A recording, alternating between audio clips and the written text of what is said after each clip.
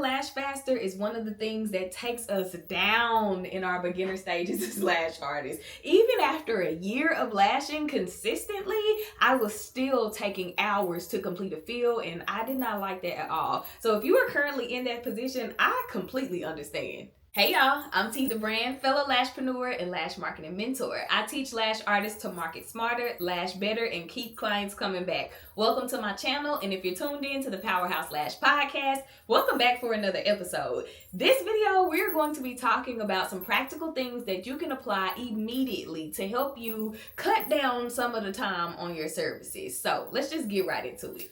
Tip number one, speed comes from efficiency, not by rushing. One of the things that will really help you is to make sure that your cart, your station is already prepped before your clients get there. That means your tape is cut and ready to be applied. You have everything set up, tweezers out, adhesive out, gel pads out, whatever, lash bath kits, brushes, glue rings, everything that you're going to need to perform a service is already laid out. All your client has to do is come in, you greet them, you go wash your hands, you come back and you get to it. That will save you so much time. The less you're going through drawers in your cart looking and searching for stuff, the less time you're gonna waste. Believe me, those seconds add up quick, and you want to be able to get into a routine of lashing.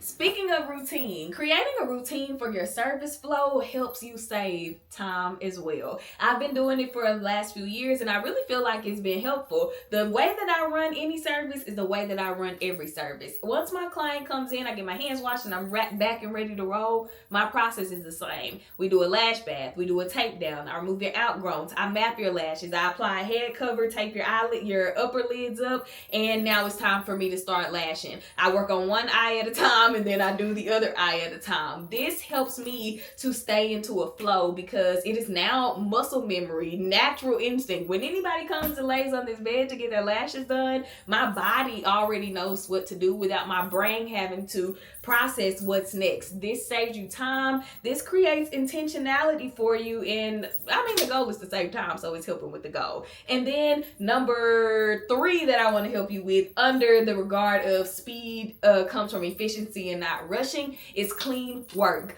When you have clean isolation, accurate proper placement, that creates less stickies for you to have to go back and unstick, and you're not spending so much time correcting your work basically. Also, another thing that helps with this is brushing throughout your set. I did a Lash and Learn training a few weeks ago.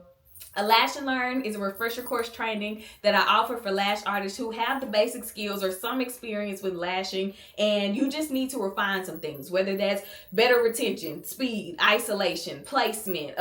You may want to learn how to get content while you're doing your services. Anything that you need, you can come into the Powerhouse Lash Haven, you lash a client or a model here, and then you have me right there with you giving direct real-time feedback and correction, and even demoing some things for you to help you have a better lash experience. So if you are looking for a refresher course training, tap the link in the description box and it'll be there for you to, get whatever you need, book whatever you need. So clean work, it helps you to not have so many mistakes to correct. And what was I saying? The Lash and Learn training that I did recently. One of the things that she shared with me was, the people, the educators, why not put that in quotes? But there are educators who will tell lash artists that you do not need to brush during your sets because it's going to slow you down. No, it'll actually help you speed up, because a lot of times what's happening is you're just brushing the brush, but if you're brushing and paying attention to that lash line, you can see, okay, it's dark right here, great. Okay, and over here I have a little light spot. I know that I need to go to that bottom layer in this section of the eye and lash that so I can fill it in. The bottom, the top layer, and of course the transition middle layer if the client has one or if you're working with one. The point is that brushing helps you to see, one, where things are stuck at and what you need to fix and correct, but it also helps you to see what sections are fuller than others, and you can go work on those other sections. So clean work, chef's kiss, helps you with your timing. Let's move on. Number two, let's talk about a few things that help save you time with your setup adjustment. So the first thing, your temperature and your humidity control. These should stay the same. If you are lashing in the same space every day or whenever you're doing the service, you know what the humidity needs to be in that room, what the temperature needs to be in that room so that your adhesive can work efficiently. Make sure that you are doing whatever you need to do to keep that consistent. That way you're not having to play around, waste time adjusting the temperature to make sure it reads what's on your hygrometer if you use one. Or if you're like me who has never owned a hygrometer and you just know, oh, it's too hot in here, my glue isn't going to work, or oh, it's too cold in here, my glue isn't going to work. I keep a fan, I keep that nano mister, and I keep a small space heater handy and close because I know, okay, during the wintertime, my room is going to get colder. I need to be able to warm it up a little bit so that humidity is where it needs to be. Or I know during the summertime, it's going to get warmer. So I have my nano mister to keep moisture above my client's eye in the air,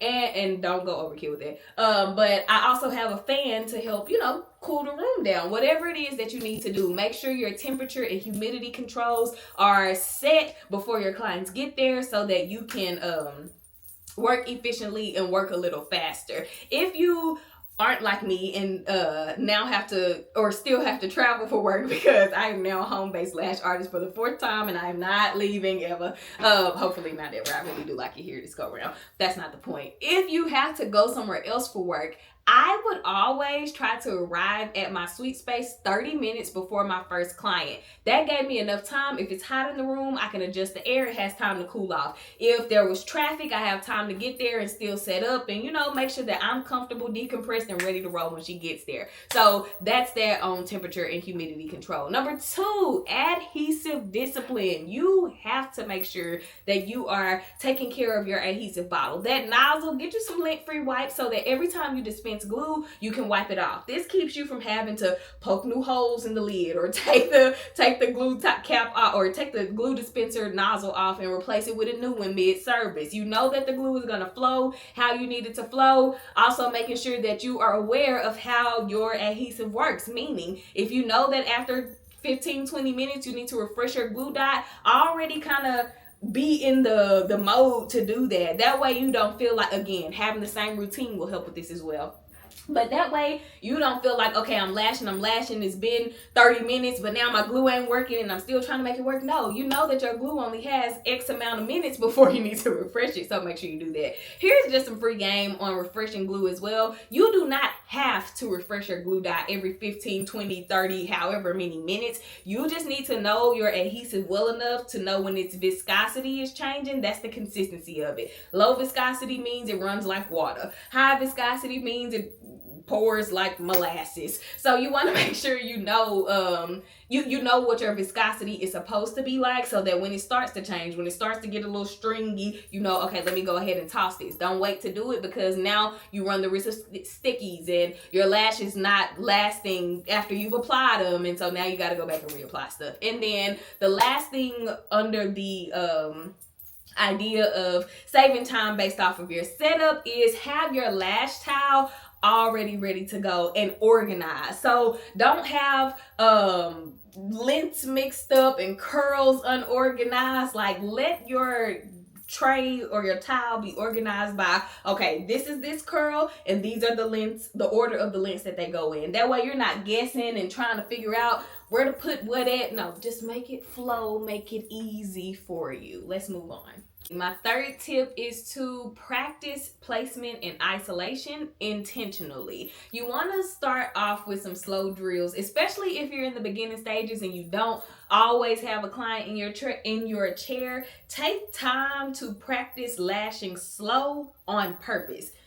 When you have your mannequin, go ahead and isolate. Do whatever you need to do. If that's making a fan or dipping the fan, if you've already made it, whatever your process is, dipping a classic lash and apply it. And make sure that you are focusing on applying it correctly. Correctly meaning that the base or the bottom of the lash extension and some of the stem, meaning like the long part before you like get to the fan or whatever, the slim part, make sure that that is connected to the natural lash as well. Bases and stems are super important because if either isn't connected, when you brush it, when your client brush it, it's going to come off, and now we have retention problems. So make sure that you are practicing going at a slower speed. That way you can build muscle memory in your hand. You're practicing correct placement.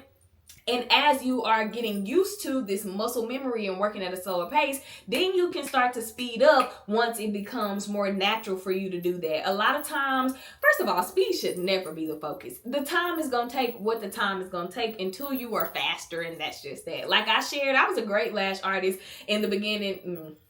I was great for a beginner. And I was great for a beginner, and I had clients almost every day, and it still took me about a year to get my feels under 2 hours. And so that's okay. Make sure that you are giving yourself grace and moving at a pace that works for you. But something that will help, like I said, those slow drills. Because what you're doing is you're training your hand, you're training the muscles in your hand to know exactly what to do when they need to do it, and ultimately it's going to help you go faster. Another thing that you can do is really focus on angle control, making sure that you're picking up lashes in the right way. That way you don't have to toss lashes because you got the bottom of the fan kind of hanging, or you just weren't able to angle it right because of the way that you picked it up, made the fan, or whatever. Practice that so that when you are actually lashing, again, it's second nature, it's muscle memory. And then lastly, an isolation rhythm will really help you. Training your non-dominant hand to isolate while you place lashes with your dominant hand. This exercise is really the same thing as that slow drill that I just recommended, but practicing isolating, holding the tweezer open around the isolated lash for about 10 to 15 seconds, placing that lash and letting it go. That 10 to 15 seconds, again, is training your muscles. It may sound like, it's a waste of time or it's not sexy and exciting, but it's not supposed to be. You are still learning. You are still growing. These are fundamental things that will really help you with your ultimate goal, which is to spend less time on each lash set. These are just a few things that have helped me, and I hope that they'll help you as well if you take the information and you apply it. Do these little practice drills and all of the things, and I hope that you get to see improvement sooner than later with your lash application process. I hope that this video, something was helpful in it, something was encouraging. If so, let me know in the comments that this is helpful, and I will see y'all in the next one.